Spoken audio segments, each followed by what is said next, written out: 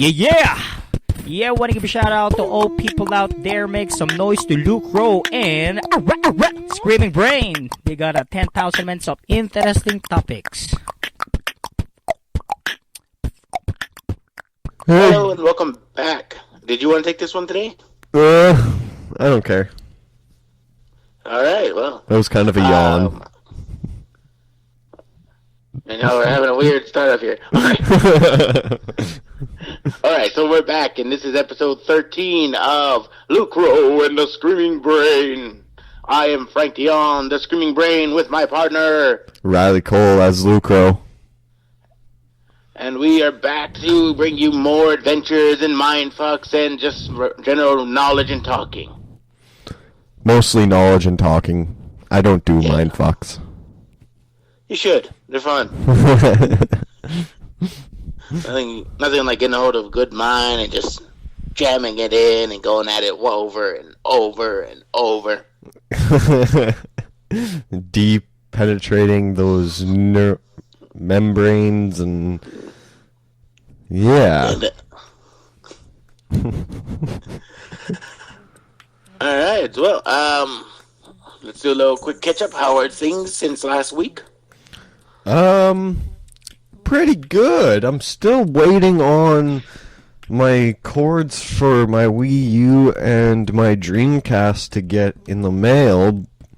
Getting kind of annoyed by that, but other than that, I've been leading my ultra boring fucking school life.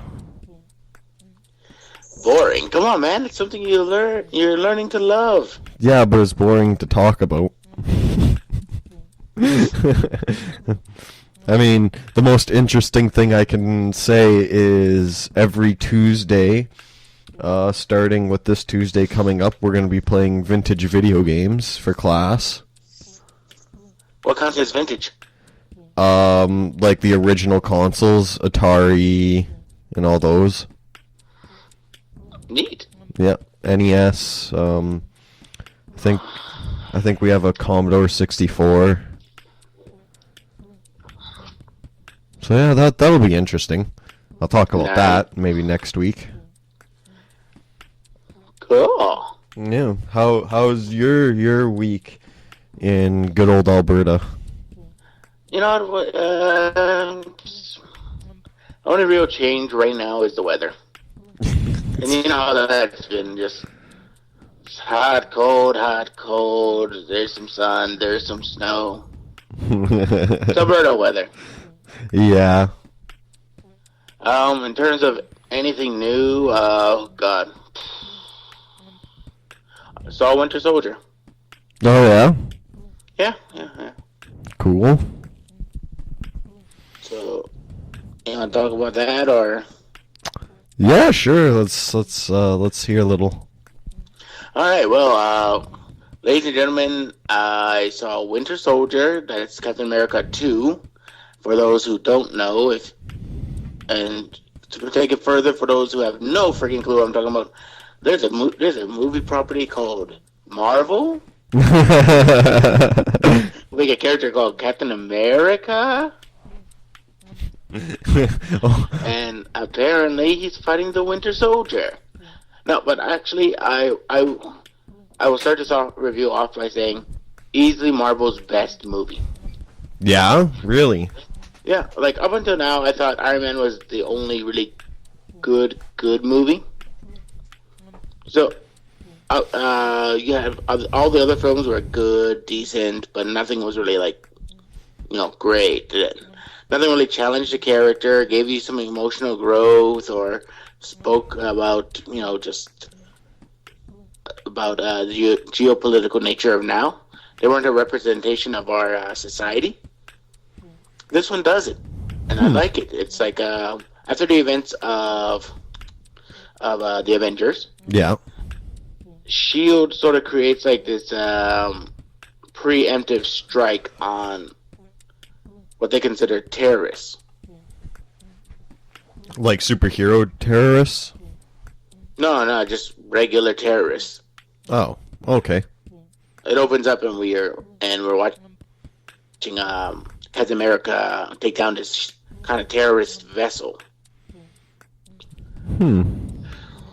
What's cool with this movie is, unlike the first, Captain America, which I still really love, it really like finds a good footing, if you will.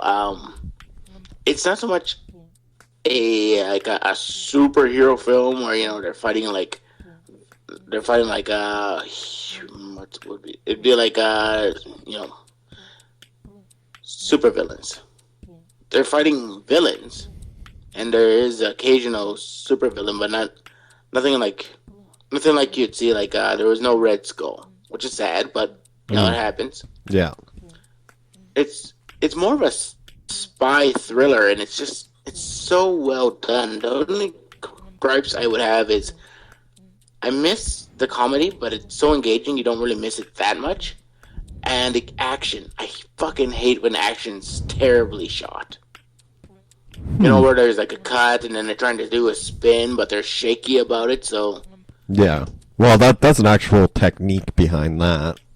Oh, yeah, then it's the worst technique ever invented. I hate it in any film it's ever been done. It doesn't get me more into the show, it gets me into it less. Am I supposed to believe they let somebody, during these events, just watch and film? Bullshit! You want to do it? Do it in a documentary. I'll buy it. But in a movie, it is distracting and it is unnecessary, and it's a pure sign of poor cinematography and directing. Okay. Well, now I know your stance on action scenes. Well, it's not action scenes. It's the shaky cam. I fucking hate shaky cam. Well, okay. Like, I don't know. What your personal opinion? Shaky cam. I don't mind it personally. I get why there is a shaky cam. Like, it's supposed to make you feel more like you're there watching it.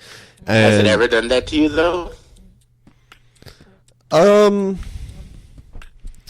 want to say I've been more like certain times, like certain placements of it. I have felt more into it. Like it does give that feeling of rushed, right? Like you feel as though it's being rushed, and it gives you, I don't know, if you're so enveloped. Look, I'll give you if it's like an explosion, I can kind of get that. Yeah. But I'm talking about like when two guys are fighting, and for some reason the camera's shaking all over the place.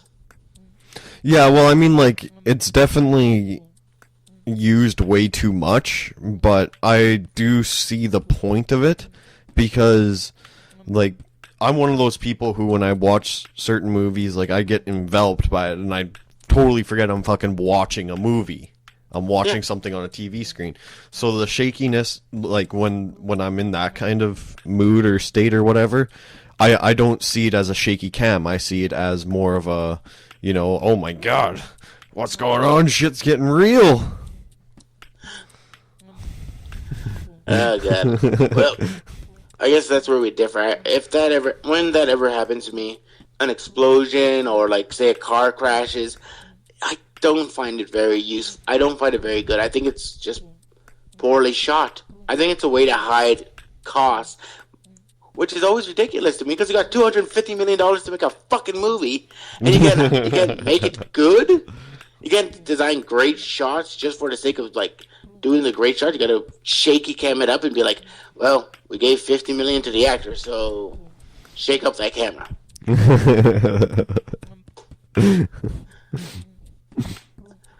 Oh, guys. But anyways, beyond that, getting back to Captain America: The Winter Soldier, it is very well done. What they do, I absolutely love with this kind of character. They didn't try and like darken him up. They weren't like, now he's gonna mope, and now he's gonna change his beliefs. He's gonna compromise. He's gonna become this hero who kills, but that feels bad about it. No, they kept him pure. They kept him innocent. Well, not innocent, but they kept him earnest. Okay, cool. And that's the kind of thing I would like from from my heroes is, look, you can do whatever you want within their world. Try and keep them heroes themselves. Yeah. Like something to aspire to. I don't want a hero who I'm just like, who mopes and, is just like, I don't even want to live anymore. I'm like, what the fuck do I want to watch this guy for? Yeah. Yeah, I get that. Yeah. Yeah, that's good that they did that because, I mean, Captain America, he's supposed to be kind of like the shell that you can't break. That's why he was kind of chosen, was he has that not ability to like be either corrupted or just like think he's the shit. He's just a good guy. Yeah. Which I love. I love that there's actually a hero out there who does good, not for some greater idealism, but just because he wants to. Yeah. There's so few people like that. I mean, look at Iron Man. The reason he does good is because he's making up for the sins of his past. I'm cool with that because he's still doing good and he still wants to have a better life. Yeah, totally. But since then, like Thor, he hasn't really been given a good story yet. I like Thor 2 better than Thor 1, but at the same time, like Thor 1 was not a very well made film. It's very unbalanced. They relied too much on like showing you the spectacle of, I forget where that for now called Valhalla because I don't remember where it was. Anyways, they show you the spectacle of that. They show you Earth, but they don't focus on an actual story with Thor. Like send him down to Earth. I'm cool with that. But how about send him down to Earth, put him in a human body, all the comics now, where he was like a doctor and he was like thinner and more frailer. And then the story is about how he lives on Earth and he learns humility there, and then he earns his hammer back. That actually is a more interesting story, rather than like, oh fuck you, Odin, and then he sends him to Earth. I'm sorry, and you learned humility. Well, come on, back up. It's fine. Yeah, totally. The character growth was needed for something like that. Yeah, and that's the thing. Like Marvel's getting better at it, but most of the movies, not a lot of character growth. Yeah. Or very good villains. This one had a great villain, and it's not who you think it is, which I really love. All the actors just delivering, the script is really tight. It's a fantastic movie. I would, like I said, I would put it up there as Marvel's best movie. I'd say 4.5 out of 5. Nice. That's cool. And out of 58. 55? Okay. I'll take that.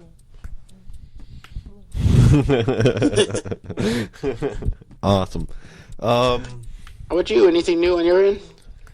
Oh yeah, there's always something new. I'm always playing old games that I bought a while back, or just replaying something, or get a new game.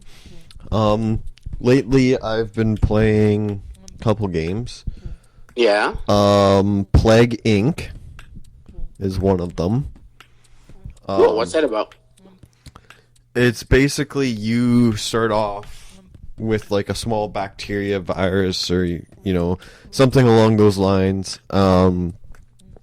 You name it whatever the fuck you want to name it, and you infect the world. Your goal is to destroy the entire world population. Nice. Yeah, it's pretty extensive to it too. I mean, you have the few different categories, levels of hardness. Like you play casual, normal, hard, or extremely hard. And actually, the way they describe them is pretty funny. For casual, how they explain why it's casual. Doctors only work like one day of the week. Nobody washes their hands. It's just people don't care if they're infected. They'll go and kiss somebody who's not. and the stuff that they don't cover their mouths when they sneeze. Yeah, it goes on and says like all that kind of stuff, and then as it gets harder and harder, like I believe extremely hard, doctors work 7 days of the week. Everybody washes their hands every time they do something. The second they get a sniffle, they go and see the doctor. So it's just immediate reaction to any type of infection you put out there. So it actually seems like it'd be very hard. I haven't tried very hard yet because I haven't unlocked enough things, but one of my favorite things in the game is when you're playing on like normal difficulty or casual or something just for the fun of it. For me, I named mine Destroyer of Souls. So that's your virus? Yep, that's my virus's name. Come on, viruses have to have like a cute name, like the common cold, the flu, Ebola. But it already has, like, it gives you the stats like that. Like every once in a while it'll pop up saying more infectious than TB, killed more than the Black Death. It's now more infectious than the common cold. So I could just imagine the common cold is more infectious than the common cold. Or like some sort of like late night TV. Are you tired of being healthy? Well, have we got the cure for you? Here's the Destroyer of Souls! More infectious than TV. And one of the other favorite things is just like the little random news bulletins that pop up. It'll be like, sometimes in whatever country you started in, every once in a while they'll have like a holiday, like National Kissing Day. Like just as it's starting to like infect the country, they'll have like a National Kissing Day, and then all of a sudden the whole country will be infected. It's stuff like that. They really spent a lot of time just kind of doing that kind of stuff, and yeah, it's pretty interesting the way that you basically you get DNA points for like infecting more people and killing people and stuff, and that allows you to evolve your genes. So like you want to make it infectious to livestock, birds, rodents, you know, it all costs DNA points. Or you want to create the symptom diarrhea, well, it costs DNA points. Eventually the goal is to become airborne. Yep, you can make it airborne. Well, it's already kind of, depending on which one it is, if you pick some of the higher up ones that you unlock, some of them already start out airborne. And but yeah, it's pretty cool. You can make it more susceptible to like water travel, or you know, like you can make it deal with the air filtration systems in airplanes and stuff. Yeah. So yeah, I enjoyed it. It's really fun, and watching the world burn is kind of interesting. Nice. Yeah. So if I were to rate that game, I'd probably go 3.5 out of 5 for that one. Sounds awesome. Yeah, it's a good one. I am not going with the running joke of, all right, now out of blah, blah, blah. Too tired to figure out that math. Other than that, I restarted playing Super Meat Boy again. Nice. And for anyone who doesn't know what Super Meat Boy was, it was an indie game originally created on the Xbox Live Arcade, later picked up by Steam for computer gaming. Basically, easy concept, 2D platformer, like Super Mario Bros., except for you can't kill enemies. There aren't many enemies. Mostly it's environmental hazards. And it's like a puzzle game where you gotta jump around and, you know, wall jump off a bunch of things to try and get to the destination to save Band-Aid Girl, I guess her name is.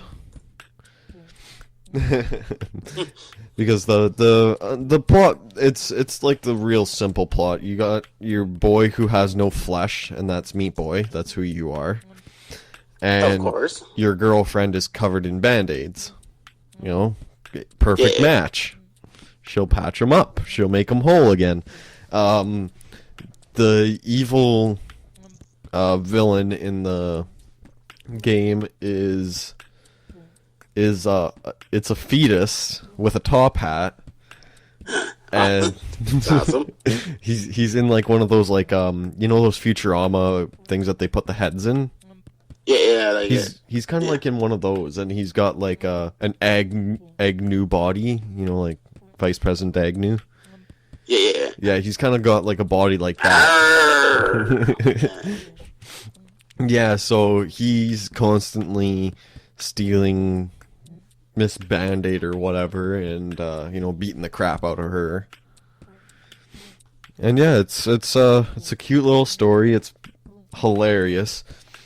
Watching a fetus give the middle finger is kind of funny. That's awesome. So yeah, that game, it's actually hard too. Like there's parts on it where I was stuck for a good 2 hours on one level because I just couldn't get it. Now, were you stuck, or did you just go to class? No, I was stuck. Just get to the part. Oh, I'm stuck. Get home after 8 hours. Oh, I was stuck on that for 8 hours. Jesus. B. No, I counted it as like 2 hours of actual gameplay, not 2 hours total. Yeah. But yeah, no, yeah, it's a good, cute little story. Good ideas. Really good level design. Definitely game that makes you think, and it constantly makes you, because every level's on a timer. Yeah. So you always want to try and beat your last time and stuff and get the A plus grading. So, yeah, it's definitely a game that you can constantly replay and stuff. So something like that, I'd say 4 out of 5. Nice. Way to go, game. You got Riley's seal of approval. As most games do. There's very few games that I hate. Oh, come on. There's got to be tons of games you hate. You just haven't played them yet.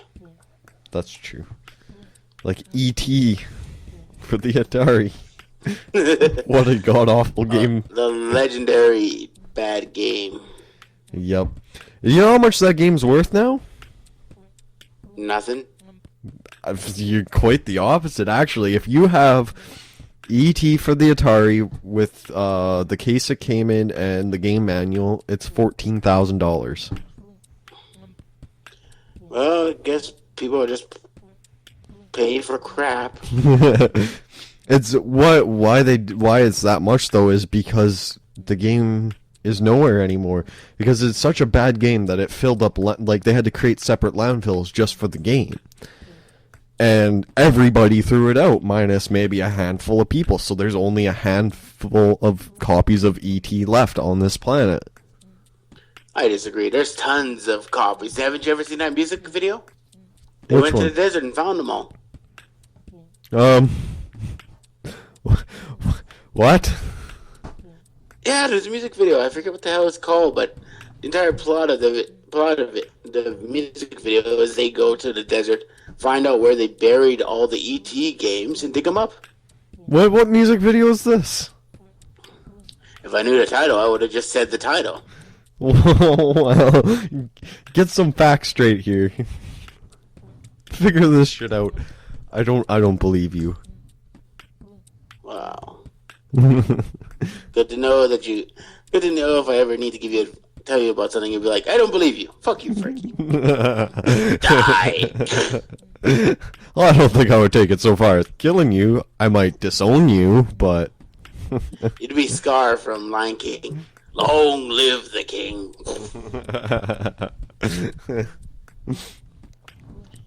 Here we go. I knew it existed. It's called Wintergreen When I Wake Up. Okay, but on top of that though, they don't actually find the landfills though. I think that's just all production. They didn't actually, and if they did, this was my thought too, because I was like, man, I should really like try and find that. And then I was like, wait a second, the amount of dirt that was on top of it probably destroyed everything in there. What does that have to do with anything? You just said a copy. Even bad copies are worth something. No.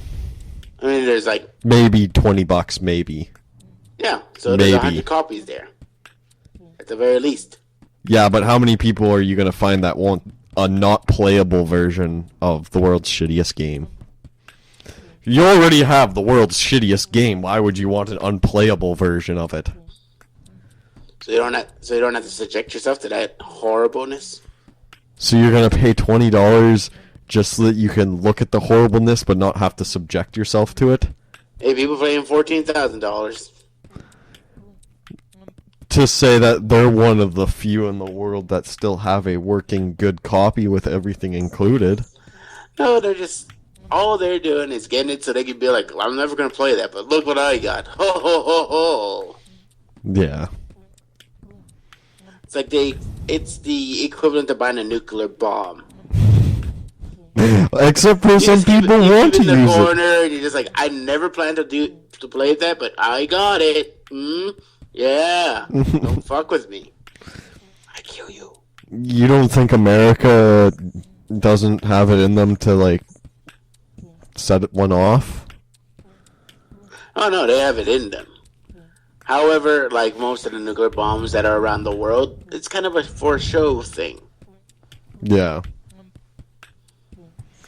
Which, if you create a weapon that horrible, why the hell would you ever want it for show? Yeah, I don't know. It's like, hey, look, we have a way to end the world. Well, don't fuck with us. Yeah, but then you die too. Well, what am I gonna do? Well, they're on the first spaceship out of here. After they shut down their own NASA program, yeah. Yeah.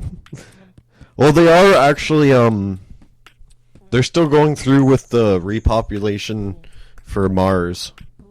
Oh, yeah. They open up, there's a separate program that opened up, I know that, but it's just, you just look at it and you're just like, oh, come on, America. How about you stop being the biggest dicks on Earth and just talk to people?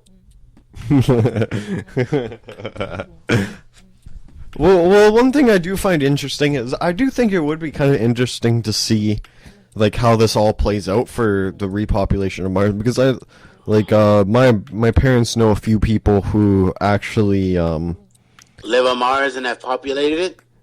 Well, sorry, the original population of Mars. My bad. All right. But like they know a couple people who like applied for it. Yeah. And were rejected because they're sterile, right? No. It was a couple, husband and a wife, and the wife actually got onto the next level, whereas the husband didn't. So, how would that be? Like let's say you're married, and you both go and saying like, oh yeah, let's go to Mars and help create a new place for the world to live, and then only one of you gets to go. You can't back out once they say that you're good to go. You have to back out before. And not only, it's a one-way trip. Yeah, it's a one-way trip, and nobody's coming there to he wouldn't be able to come ever. They wouldn't be able to have communication. Would you do that with the possibility of being a founding creator of a new world? Would you leave a loved one? No? I wouldn't even apply for it. I don't want to fucking live on Mars. But it would be better. Let's say we can populate it. We still have to try and create some sort of, what do you call those, biodomes to at least survive for a couple of years. Beyond that, try and make an atmosphere. It's not within my lifetime to create it. Well, apparently... Essentially, you go on a one-way trip to death. You are paying to die. No, you don't pay. But in a cool way. You don't pay for this. This Sure is... you do. You pay with your life. Yeah, but not money. You sell your soul to the devil for a chance to go to hell. I think it's cool. I wouldn't personally do it if I had a loved one. I would do it if I was like, you know what, like I don't see myself meeting anyone in 3 years. I've already done everything I want to for my education. Like if this was 5 years in the future for me and I didn't have like a girlfriend slash fiance slash wife, I would be right on there for applying, because it's like, you know what? I'm not getting any fucking younger. I might as well go make something. You get there, the ship just crashes, your helmet cracks, and you just. Hey, that was worth it. It's a better story than dying of a heart attack, or the SADs, the fucking SADs. You live on Earth, you can still create a bunch of things and possibly even build something even better. But the SADs. Well, that's the thing. I look at it as like we literally got bored with our planet. We haven't bothered, exploring the depths of our planet. Instead, we're just like, well, let's go throw our garbage somewhere else. Well, Let's call it all you want, exploration. It's still just throwing your garbage somewhere else. I think actually we're doing that so that we can throw the garbage on Earth. I think that's why we're doing this. Well, then we're just fucking retarded. We have one planet where we can survive. And rather than being happy with that one planet and enjoying it and maybe inviting other people to visit us, we're like, no, fuck this place. Let's burn it. Let's burn it to the ground and go somewhere else. The other thing, though, that I like, too, about it is it opens up, we have a problem with taking all the resources out of our planet, mining it dry, right? Yep. And I'm not just saying oil, but everything from the fucking stones that make up the planet. We fucking tear that shit apart so we can use it. When we head to Mars, we're gonna be using ulterior things that actually don't take away from the planet. We're not gonna be mining ores and stuff. From what I gather, what we're doing is we're actually creating everything with the advanced technology that we have. Yeah, we might take a layer. If we can create stuff, why not we create it here? Because we've already done too much damage, and even if, okay, let's say... Yeah, but if we've done so much damage, why not save our fucking population rather than being like, alright, let's send a colony because we're all fucked. This is also the other thing that I think, too, is there's gonna be, maybe a quarter of the planet that's on to this whole, yeah, let's start doing that kind of stuff here. But nobody else wants to do it because it's not going to make as much money. Nobody wants to do it. Nobody wants to stop mining gold, mining diamonds, mining, digging up oil because it makes some money. But over in Mars, that's not going to make money. Therefore, it forces the people to be better people. You can't force people to be better people here on Earth. They just want to do what's best for themselves. I disagree to a... Yeah, I don't know. I don't know. Even going to Mars, let's say it's an actual possibility we actually pull it off. Within the first little thing, I think the first mission completely unsuccessful. You think so? It's our first time attempting to live on another planet. That colony's gonna fail badly. And because of that failure, we're gonna be like, oh, I guess we can't do it, because, we don't try and do it again. We just fucking give up on everything we do. I don't think that's true at all. I'm pretty sure we constantly are retrying things. If that were true, we'd have a bunch of technology that we could use that doesn't require a lot of problems. Like, well, maybe eventually becomes a situation where, we're on Mars? Well, how about some corporate sponsorship? Try Mars Coke. I don't know. From what I understand, their plan is actually going and I know this is led by Americans. For those who don't know, Riley has a big friend out there who knows exactly what's going on that he talks to on a regular basis. No, I was actually doing research on this because I was intrigued by the idea, and they had a little documentary on it and stuff. So, like, I actually, paid attention, listened, and, like, by the sounds of it, they're actually planning on doing this more, socialist/communist. Yeah. So, I mean, it's not going to have that kind of, like, product placement bullshit. I don't know. It's the whole thing screams to me of just like it's like anything. Like I'll give you an example from here on Earth. We don't need to go to the stars. I used to live in Hobima, who recently changed his name to Musquacheese. And rather than anyone deciding to fix Hobima, everyone just kind of abandoned ship. And that's what we're doing now with Earth. Rather than fix all the problems we created, we're just abandoning ship. And it's never gonna work. For the simple fact that even if we can kind of get it going, it's not gonna happen for the first, say, I would say even 50 to 70 years. I think it's projected a lot earlier than that. Oh, it's projected earlier than that. The fucking 3-day work weeks and button pushing was projected earlier than what we are now. For God's sakes, the flying car is supposed to come out next year. Well, we've already had flying cars. We project things a lot earlier than is actually possible. We never go with let's look at this logically and be like, alright, our first projection is obviously not going to work. It's going to take us maybe 3 or 4 more times to get it right. Alright, so...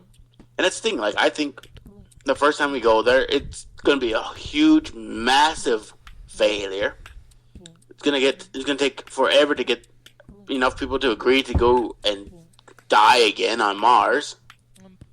So you'd be surprised. 10, 20 years. You'd be surprised. Yeah, and let me rephrase. There's a lot of people who want to go. There's not a lot of people who are useful enough to actually make Mars a helpful situation. That's true. Because look at you. You want to go, but your skills are... Hey! What? Hey! What are you going to create? A game? That's useful. That's useful on another planet. For your information, I have lots of labor background. Not only that, but I can help create entertainment, because that is a necessity to human life nowadays. So yes, it is a useful thing to be able to have entertainment. Okay. Yeah. Alright, barring that aside, since we're basically going with needs and not so much wants. It is a necessity. It is not a necessity. You're telling me if you didn't have some form of entertainment in your life, I'm talking about specifically forms of entertainment you could possibly create. What can't I create? Well, what can you create? Anything that's seen as a game. I could do card games, board games, video games. Yeah, but what if all the people there don't like that? Don't like any type of game ever. Yes. Then they're not humans. I'll be honest, I don't like games. You don't like card games. You don't like playing poker. Not really. Hey, don't you say that to me. I know you play poker almost every night. I used to play poker a lot. I haven't. Okay. Well, that's the thing. Like, as time went on, gaming just fell to the wayside for me. And assuming that they're not gonna throw in a bunch of 13-year-old boys and up to like 26-year-olds who are all like, all right, let's go in game, boys. You got a situation where most of them are going to be, if we're smart, are leading scientists, yeah, biologists, neurologists, geologists. And all of them are fucking nerds. Yes, but it doesn't guarantee all of them are fucking gamers. No, but they enjoy Dungeons and Dragons. Great, you give me the world's greatest... You give me the universe's greatest DM up on Mars.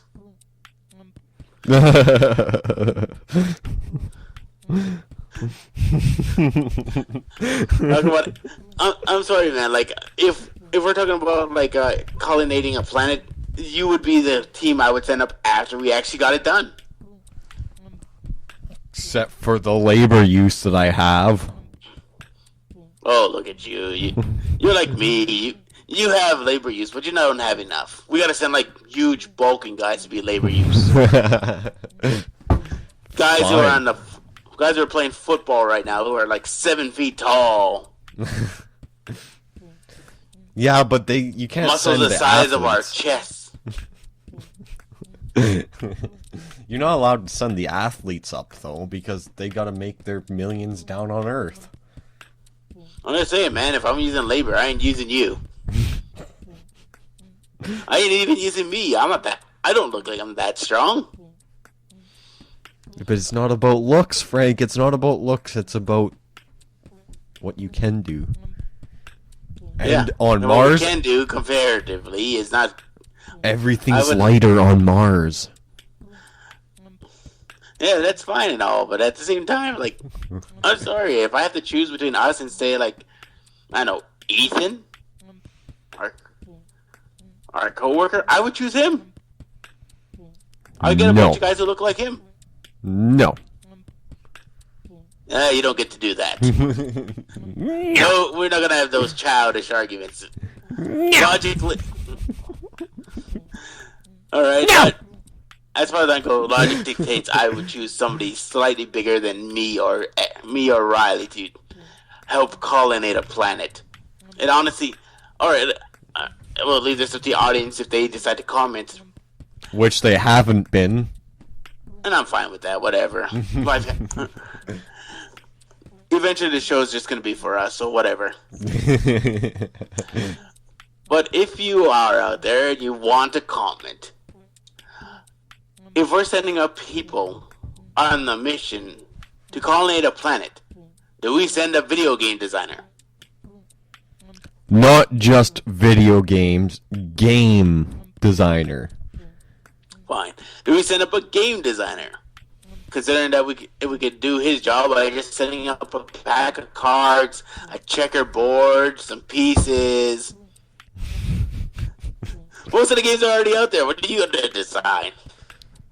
A new game for Mars that Earth doesn't already have. Who you kidding? You're just going to put Martian in front of everything and that'd be the shit. We're playing Martian Yahtzee! What's the difference? It's a Mars! Yahtzee!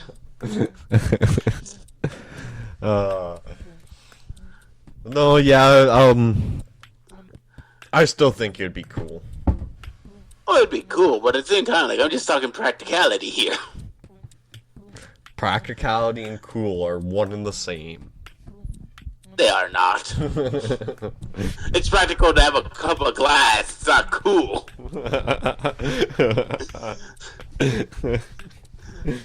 You're not going to parties going, hey guys, look at my cup of glass. Oh my god, you see Frank? Oh, that is the best cup of glass I've ever seen. That guy's cool.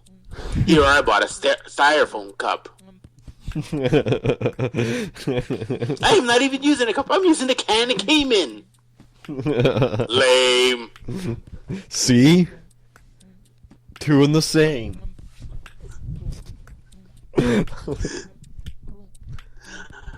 I disagree. Practicality is not cool.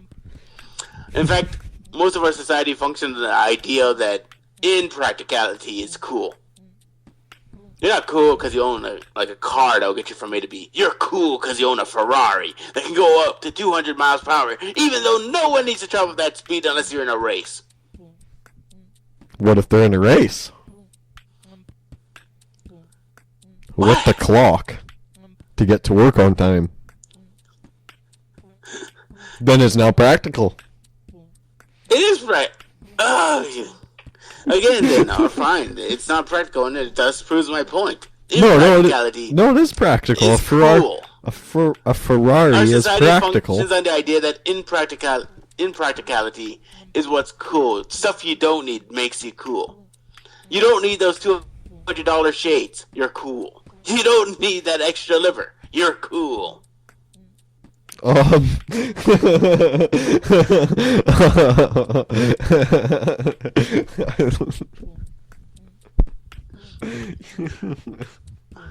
retarded as it sounds, you could literally get away with, like, check this out, guys.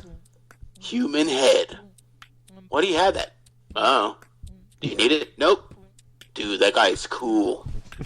I don't think that'll ever. Yeah, we also didn't think like a fucking spike through your dick would ever make it out there. But apparently that's cool. So what the fuck do I know? That's true.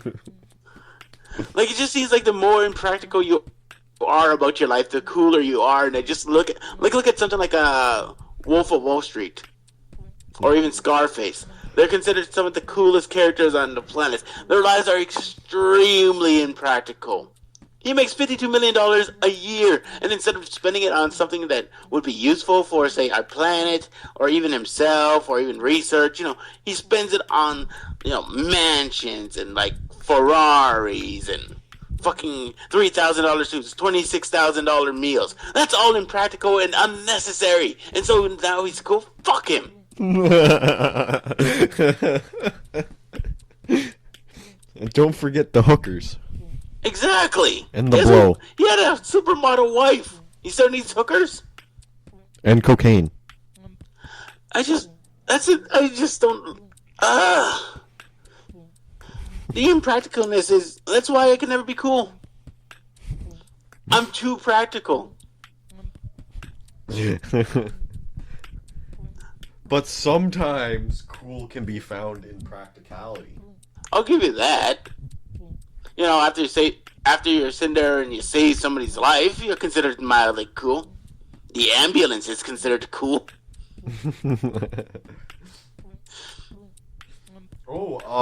Speaking of ambulances, did you hear what Chicago has implemented in all their ambulances? Self-destruct button? No. Oh. What Chicago did, they have a huge problem with response times. Yeah. It's ridiculous. So what they did was they actually ended up putting super powerful subwoofers in the bottom of every ambulance pointing at the ground. And so with the siren, they also set off these subwoofers that do just like a reverberation, and it actually shakes the ground. So people in their cars who are listening to cranked up music or, talking on their phone, they don't hear the sirens go off, they actually feel it. And they're like, what the fuck's going on? They look behind them, oh shit, an ambulance, and turn over. It actually, I believe it's already, because they fully implemented it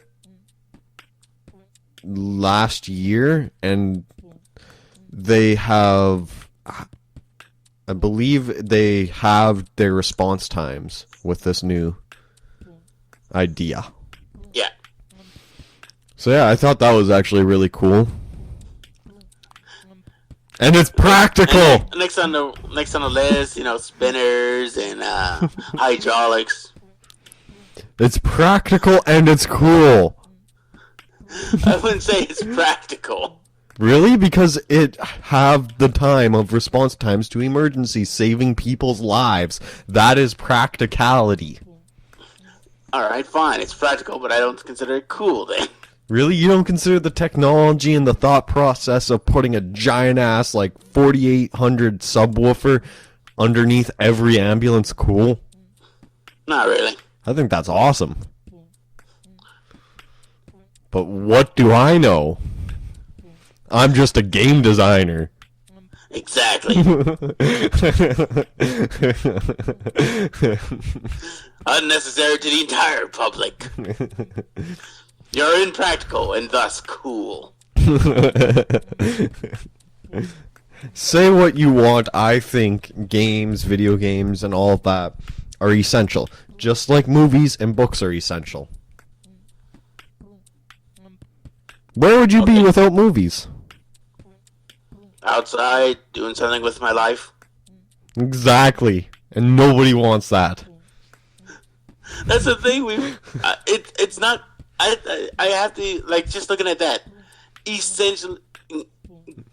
Entertainment is not essential. It's only become something that we want simply because we don't want to go out and actually have to live our lives. I think of it this way, though. Like, looking back all the way to cavemen era, they were constantly playing games to pass time and to, better their relationships. It was like, and it's actually been depicted. Like, you go right back to caveman Assuming art we're drawings. reading, right? Huh? Assuming we're reading it, right? Reading it? Well, you're saying it's being depicted. Yeah. It has to be either But drawing or writing. their drawings are pretty crude. Like, they didn't do writing, of course, because they didn't have that. But Exactly. So if we're reading it, and then it's up to our interpretation that it's a game more than it's like just running for their lives. well, Look at these guys. They used to play tag with dinosaurs. Actually, I think they were running for. Shut up. Who has the PhD here? I do. Who cares? I discovered this. I'm talking more about the pictures where, because I mean, like, they gave off emotion that each character had when they drew it. Like drooping downwards meant kind of like sad, fear, blah blah blah. Curving upwards, like in like the arms and stuff, was happy, and like that's what they've come to decipher. Exactly. So it's still our interpretation. Chances are, in their primitive society, it was the opposite. Frankly, we're writing history they're happy. At this point. They're happy to see dangerous things that kill them, or they're scared and sad. Happy because their lives suck. I don't know. I just like looking back, even if it's just interpretations, you can still interpret the fact that they used games to enhance their life. My point isn't that games haven't always been part of life. Mine is simply it's unnecessary part of life. So you're telling me music, movies, books, they're all unnecessary? Oh God, yes. Oh no, Frank. We could live without them. I don't think we can, because ever since the dawning of man, we've been using them. That doesn't mean we can't live without them. I don't think we can, because we have not yet. There's a difference between living and living well. Take out entertainment completely out of humans' life, and we'll see what happens. We will. Maybe we'll actually look at our problems and try and fix them. We're bored all day. So We're there's hungry. a challenge for you. We're hungry. Fucking solved. So here's a challenge for you then. You have to go a whole week without music, movies, games, and that includes any type of game that includes fantasy role playing, that we used to do at work, with the whole like, you talk about like something and build on it. That's considered a game. You can't do that. I'm not taking that challenge. Exactly. Doesn't mean it's unnecessary. I'm just saying I'm not taking it. Nobody. It's horrible. And you wanted to kill yourself, probably. I didn't want to kill myself. I'm not psychotic. Either way, I think when I moved up to Edmonton to do my schooling for my first year of acting, I had no internet and I had no real like collection of DVDs. That's why I kind of started it. So, but Quite with honestly, that, I would go out, I would talk to people, I would start writing scripts. It was the most productive year of my life. But you hated every minute of it. I didn't hate every minute of it. I don't know. I could not imagine a world without it. It would be the most dull, boring thing, and I would actually want to commit suicide if I didn't have any form of entertainment. If all I had to be was productive in life, I wouldn't be a part of that life.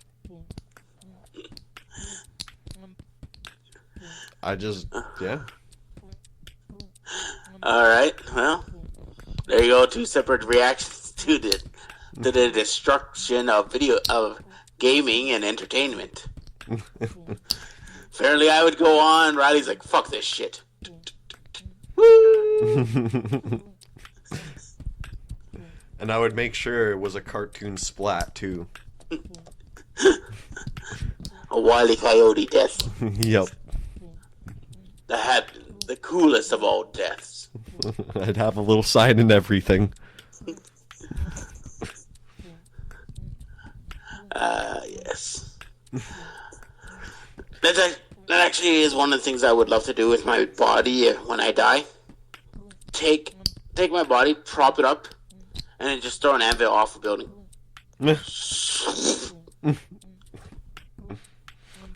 That actually would be... That would be an interesting way to go. Like, I'm already dead. Just do that to my body. It'd be hilarious. Okay.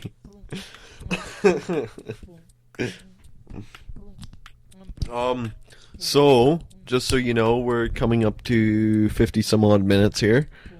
Awesome.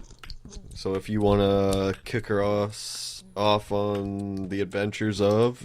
Oh god, no, I can't do that today. Nope, we're not doing it on second week in a row. Oh my I'm sorry, man. Like goodness. that's why I wanted to move to Saturday night, so I have the energy to do it. Okay. The ending. I have the ending in mind. Like last week was just because I didn't have the story. Now I have the story. It's going to be the season finale. Oh, okay. And it's going to be big. So we're what we're doing is we're not just because you don't have the energy. We're building suspense. Sure. Yeah, that's the thing. Like, I know I've been thinking this entire week. Like I said, I don't have, even though I have entertainment up where I work. Yeah. I get so bored by things that I start becoming productive, and I'll start thinking about, all right, well, what are we gonna do with Lucro and Screaming Brain? Are we gonna go? Am I gonna take them another adventure over here? Or I thought about it, I was just like, oh no, I actually have an ending. I know how to do it. So, But the season finale. Your productiveness is purely for entertainment. I mean, it's not productive. But it's entertainment. Nonetheless. Yeah, and? So there is entertainment. Yeah. Yeah. Yeah. Alright. Glad we figured that out. Just reiterating my points. About entertainment being a useful need of society. Yes. Because even your production is based around it. All I'm saying is, look, it's a great want. It's not a need. It's a need.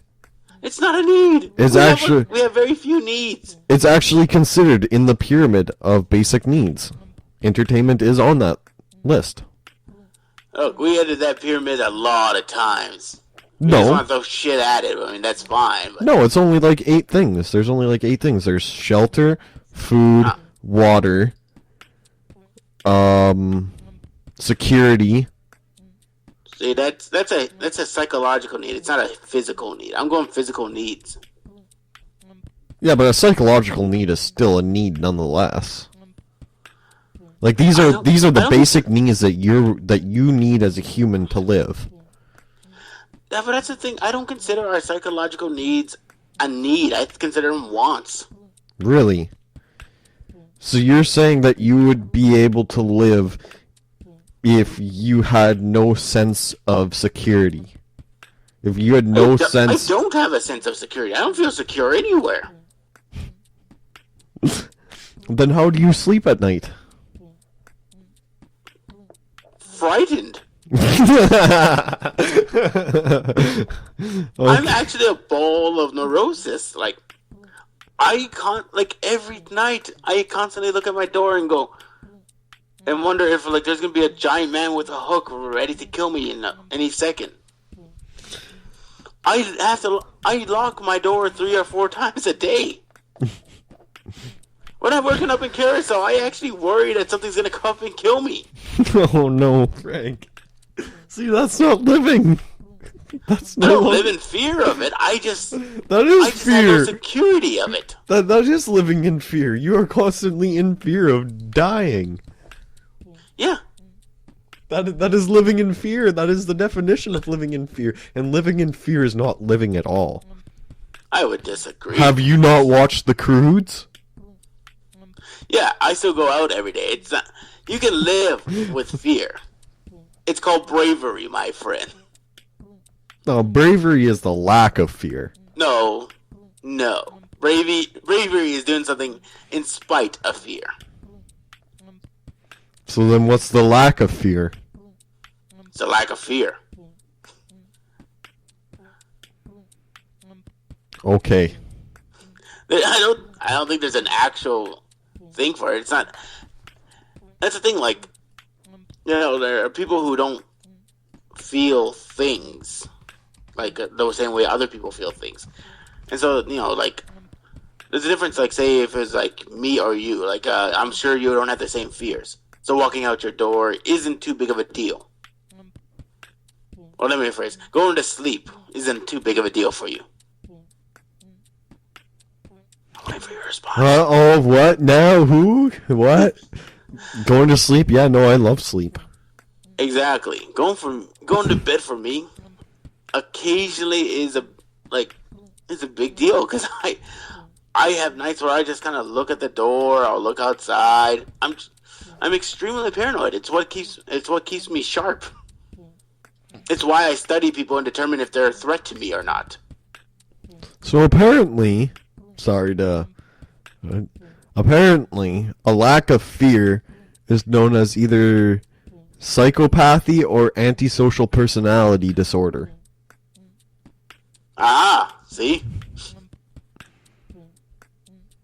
It's a rare disorder that prevents a person from feeling the feels of fearness. Exactly. But on the other hand, it also sounds like the opposite also applies to these things. So you, my friend, could possibly have antisocial personality disorder. Oh god, yeah, I am very antisocial.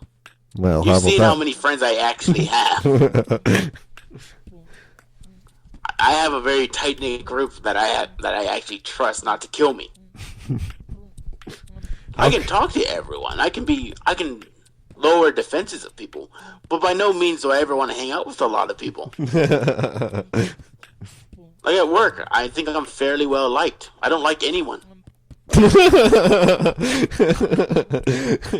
maybe two. Like there was you, John, Ethan. Jamie. I finally am no longer in fear of. Josh, and that's about it. Normally everybody's afraid of Josh, though, or Dylan. Oh, I don't like calling him Josh. Like, out of 150 employees, there's 5. There's 5 I don't fear to kill me. Oh, good. Well, I guess on that note, Frank's feared him and my general amusement out of it, we will have to end this week's podcast. So stay tuned. Next week, we're definitely going to bring you another adventure of Lucro and the Screaming Brain. Hopefully, I'll be energized enough to do it, because for those who don't know, I provide 90% of the voices. I do my own. Riley provides the Lucro. So when I perform it, I actually have to have the energy. Otherwise, otherwise the Tyrannosaurus screams. I don't know what came out of your end, but over here something just started screaming at me. Yeah, but I do have an ending, so stay tuned. We will give you an ending to the season finale next week. Quick hint. We're gonna see what happens with the Screaming Brain. The Man in Black might die, and Lucro is gonna have something fun happen with him. Yay! Woo! But until next time, this is Frank Dion as the Screaming Brain with my pal Riley Cole as Lucro, saying goodbye. and enjoy the next weeks to follow. Awesome. Awesome.